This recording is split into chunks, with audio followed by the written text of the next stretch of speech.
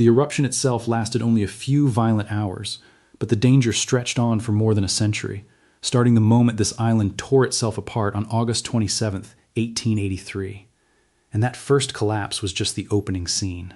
Over the following decades, scientists watched a brand new cone claw its way up out of the drowned caldera, piece by piece, eruption by eruption, rebuilding a mountain that history had already tried to erase. By the time we're done here, you'll understand exactly what monitoring stations in the Sunda Strait are picking up right now, and why Indonesian volcanologists just moved this mountain to a level 3 alert. Today, we're going to break down exactly what is going on, where it is most dangerous, and whether things could get even worse. No guessing, no dramatizing, just the facts, the science, and the real stakes. Drop a comment right now. Have you ever personally felt an earthquake, watched a volcano erupt, or lived through a disaster warning? Tell me where you were and what it felt like. If you want to be the first to know every time something major happens, subscribe. It is completely free. A thumbs up also helps enormously. Let us go for 5,000 likes on this one, so the algorithm actually shows it to people who need to see it. Now, let us get into it. To understand why one small island in the Sunda Strait keeps American and European seismologists up at night, you have to go back to the mountain that used to stand there. Krakatoa was not always a memory. Before 1883, it was a real, solid island between Java and Sumatra, tall enough to be used as a landmark by ships sailing the strait between the Indian Ocean and the South China Sea. Then, over the course of about 20 hours on August 26th and 27th, that mountain detonated in a series of explosions so powerful that the fourth and final blast is still considered one of the loudest sounds ever recorded in human history. People over 2,000 miles away, in what is now Perth, Australia, reported hearing it as a distant cannon fire. That changed fast. To put that number in context, 2,000 miles is roughly the distance from New York City to Los Angeles. Imagine a single sound loud enough that someone on the opposite coast of the United States could hear it. The pressure wave from that final explosion circled the entire planet multiple times, registering on barometers as far away as London. But the sound was not what killed people. The collapse of the volcano into the sea generated a series of tsunamis, some estimated at over 30 meters high, that slammed into the coastlines of Java and Sumatra. Official records from the era put the death toll above 36,000 people, almost all of them from drowning, not from lava or ash. Scientists generally do not conclude that a single number like that can ever be fully precise for an event that old, but even the most conservative modern estimates place it among the deadliest volcanic disasters ever documented. The effects did not stop at the shoreline. The explosion injected so much ash and sulfur dioxide into the upper atmosphere that sunsets around the entire planet turned vivid shades of red and orange for months afterward, a phenomenon documented by newspapers and artists as far away as London and New York. Average global temperatures dipped measurably in the following year, a cooling effect scientists now understand as a signature of major volcanic eruptions injecting reflective particles high enough to circle the globe. To put that in context, a single volcanic event on one small island in Indonesia altered sunsets and average temperatures on a planetary scale. That is the baseline this entire story gets measured against. If you follow natural disaster news at all, that name probably already rings a bell. Krakatoa is not a rare historical footnote. It's a permanent reference point, the disaster other disasters get measured against. And that is exactly why what happened next matters so much. For 44 years after the 1883 collapse, the caldera left behind sat quiet, a drowned crater beneath the waves. Then, in 1927, something started rising. Fishermen and local residents reported steam and small explosions breaking the surface of the water. Over the following months, a new island began to build itself out of the same vent system that had destroyed the original mountain. Indonesian geologists gave it a name that translates roughly to Child of Krakatoa, and the name stuck. Anak Krakatau has been growing, almost continuously, ever since. By some estimates, in the decades since it broke the surface, the cone has added several meters of new material most years, occasionally more, occasionally less, depending on how active the underlying magma system happens to be at any given time. Here's the part that makes this different from most of the disaster stories we cover on this channel. Anak Krakatau is not a sleeping giant that occasionally twitches. It is one of the most persistently active volcanoes on the entire Indonesian archipelago, which is itself the most volcanically active country on Earth. Indonesia sits directly on the Ring of Fire, the horseshoe-shaped chain of fault lines and subduction zones that wraps around the Pacific Basin and is responsible for the overwhelming majority of the world's earthquakes and eruptions. According to the Global Volcanism Program, Indonesia has recorded eruptions at more volcanoes than any other country since the 1960s, well ahead of Japan and the United States. When Indonesian monitoring agencies say a volcano's alert level has changed, it is not a casual observation. It's the output of a dense seismic network built specifically because this country cannot afford to guess wrong. The growth itself has been documented in fits and starts rather than one smooth climb.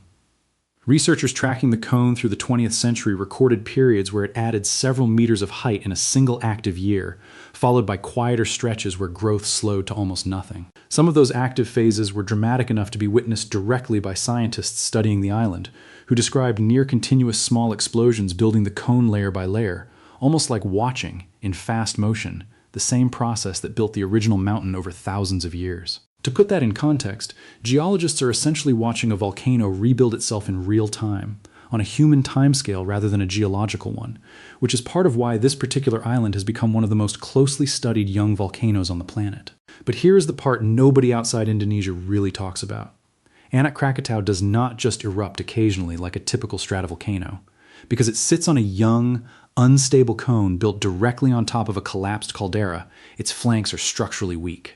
And weak flanks on an island volcano are, historically, exactly the kind of feature that produces the deadliest secondary hazard in volcanology, the flank collapse tsunami. That risk stopped being theoretical on December 22, 2018. Late that evening, without the kind of dramatic, days-long warning signature that usually precedes a major eruption, a large section of Anak Krakatau's southwest flank slid into the Sunda Strait. Investigators later determined the volcano had lost roughly 2/3 of its above water volume in that single collapse. The landslide displaced an enormous volume of seawater, generating a tsunami that struck the coastlines of Java and Sumatra with almost no warning at all, because the trigger wasn't a traditional tectonic earthquake, which is what most regional tsunami warning systems were built to detect. Official death tolls from that event were placed above 400 people, with thousands more injured and tens of thousands displaced. Scientists studying the event afterward noted that the volcano had shown months of elevated activity beforehand, but the specific timing and mechanism of the final collapse were not something existing monitoring systems were designed to catch. No filler, no guessing, just the facts and the full picture. Post-event analysis using satellite radar imaging showed the cone's height had actually dropped by more than 100 meters in that single night, visible proof of just how much material slid into the sea in a matter of minutes. Coastal residents on Java and Sumatra reported waves arriving within roughly 20 to 30 minutes of the collapse, in some locations without any siren, alert, or official warning at all, because the automated systems in place were tuned to detect the seismic signature of tectonic earthquakes, not the specific rumble of a volcanic landslide. That gap between what the technology was built to catch and what actually happened is now treated as one of the defining case studies in modern tsunami warning design. That changed fast. In the years since 2018, Indonesian authorities have invested heavily in expanded seismic, thermal, and satellite monitoring specifically around Anak Krakatau, precisely because the 2018 event exposed a blind spot in the region's early warning systems. New instruments now include tilt meters that measure microscopic changes in the ground's angle as magma shifts beneath the surface, continuous gas emission sensors that track sulfur dioxide output as a proxy for rising magma, and satellite-based radar interferometry capable of detecting ground deformation of just a few centimeters from orbit. There is currently no scientific evidence that a repeat collapse of the same scale is imminent. But there is also no scientific evidence that it can't happen again, and that uncertainty is exactly why every fresh signal out of that volcano gets treated with this much seriousness. Keep an eye on flank stability, too. It's one of the quieter numbers in this story, but it may end up being the one that matters most. Which brings us to what is happening right now. In early July of 2026, Indonesia's volcanology agency raised Anak Krakatau's alert status from level 2 to level 3, the second highest tier on the country's 4-level scale, citing a measurable surge in volcanic activity and evidence of magma movement toward the surface. Officials described increased seismicity and confirmed the volcano continuing to produce ash-bearing eruptive plumes, with reports of explosions sending material roughly 100 meters above the crater and authorities maintaining an exclusion zone around the island itself. This was not an isolated blip. Monitoring through the spring and summer of 2026 had already tracked a gradual escalation in unrest across the volcano, building toward this alert level change rather than appearing out of nowhere. To put the mechanics of that escalation in context, when volcanologists talk about magma moving toward the surface, they are describing a specific, measurable process. As molten rock forces its way upward through cracks in the crust, it generates small, repetitive earthquakes known as volcanic tremor, distinct from the sharp single jolts of tectonic quakes. At the same time, the rising magma releases dissolved gases, mainly sulfur dioxide, which seep out through the surface in increasing volumes days or weeks before eruptive activity intensifies. Indonesian monitoring teams track both signals continuously, and it was a combination of rising tremor counts and elevated gas readings, alongside the deformation data pulled from satellite radar passes, that collectively justified the jump from level 2 to level 3 this July. No filler, no guessing, just the facts and the full picture. A level 3 alert in the Indonesian system means sustained volcanic unrest with an elevated probability of further eruptive activity, but it is explicitly not the same as a confirmed imminent major eruption. Scientists generally do not conclude that an alert level increase guarantees any specific outcome or timeline. What it does mean is that the underlying magma system is behaving differently than it was during the preceding quieter period, and that the agencies responsible for tens of thousands of coastal residents have decided the risk profile has changed enough to act on publicly. The difference between a routine eruption at Anak Krakatau and a genuinely catastrophic one is not luck. It is structural. Small, frequent, explosive eruptions, the kind this volcano produces almost continuously, are part of how the cone maintains itself. The danger scenario Indonesian scientists actually worry about is a repeat of the 2018 mechanism. A sudden, large-scale flank failure driven by a rapid pulse of magma intrusion, destabilizing an already fragile structure. That is a fundamentally different and far rarer event than the ash plumes making headlines this month, and distinguishing between the two is exactly the kind of nuance that gets lost the moment a story like this goes viral. So what would the worst-case version of this actually look like? Based on the 2018 event, scientists model the highest risk scenario as a large flank section failing suddenly, displacing enough seawater to generate a tsunami that could reach the nearest populated coastlines of Java and Sumatra in under 30 minutes. Faster than most evacuation routes are designed to clear a beachfront community. That is why the current exclusion zone around the island exists, why coastal districts near the strait have run tsunami evacuation drills in recent years, and why the expanded monitoring network built after 2018 is specifically designed to shrink that warning gap, even if it can never fully close it. Scientists cannot accurately predict whether this July's unrest will ever reach that threshold. Most level 3 episodes at this volcano do not. But the infrastructure now in place exists precisely because, in 2018, nobody had time to find out in advance. To put the current situation in a wider context, Anak Krakatau is not erupting in isolation, and that regional pattern is part of why 2026 has been such an active year across the archipelago. Just months earlier, Indonesia's global volcanism program contacts recorded 9 actively erupting volcanoes across the country at once, one of the highest simultaneous counts in recent memory. Mount Dukono, on Halmahera Island, has been in a state of near-continuous eruption since 1933, 93 consecutive years and counting, and turned deadly again this year when volcanic bombs and ash killed 3 hikers who had climbed despite an official ban put in place weeks earlier. In the days following that tragedy, monitoring teams recorded an average of over 50 eruptive events per day, with ash plumes repeatedly climbing thousands of meters above the summit and satellite instruments detecting thermal anomalies and sulfur dioxide emissions from orbit. Mount Semeru in East Java logged well over 200 recorded eruptions in the opening weeks of the year alone, with authorities warning residents to avoid activity within 13 kilometers of the crater in the most exposed sector, and up to 17 kilometers along drainage channels where hot volcanic material and lava flows can travel. And it isn't confined to Indonesia. Across the wider Ring of Fire, the Philippines' Mount Mayon was pushed to its own elevated alert level this year after a sustained run of rockfalls, numbering in the hundreds, and continuous lava emission from its summit, a combination officials described as evidence that magma was actively ascending beneath the surface at an accelerating rate. Taal Volcano near Manila, meanwhile, has continued releasing well over 1,000 tons of sulfur dioxide a day, even while sitting at a comparatively low alert tier. A reminder that a quiet-looking alert level does not always mean a quiet volcano. If you follow this region at all, that pattern probably already rings a bell. Southeast Asia's volcanoes do not operate as isolated stories. They sit on connected, overlapping fault systems and subduction zones, and a genuinely active year tends to show up as a cluster of simultaneously restless mountains rather than a single outlier. That does not mean one volcano's activity is scientifically causing another's, and no credible agency is claiming that it is. But it does mean the monitoring agencies across the region are, right now, unusually busy at the same time, watching more of these systems more closely than they have in years. To put that regional workload in context, Indonesia alone recorded well over 1,000 individual volcanic eruption events across its archipelago in 2026, according to national monitoring data, a figure that reflects both a genuinely active year and a monitoring network sensitive enough to catch far more activity than it could have detected a generation ago. That improved sensitivity is, in a strange way, part of why 2026 feels like such an unusually loud year for volcanic news.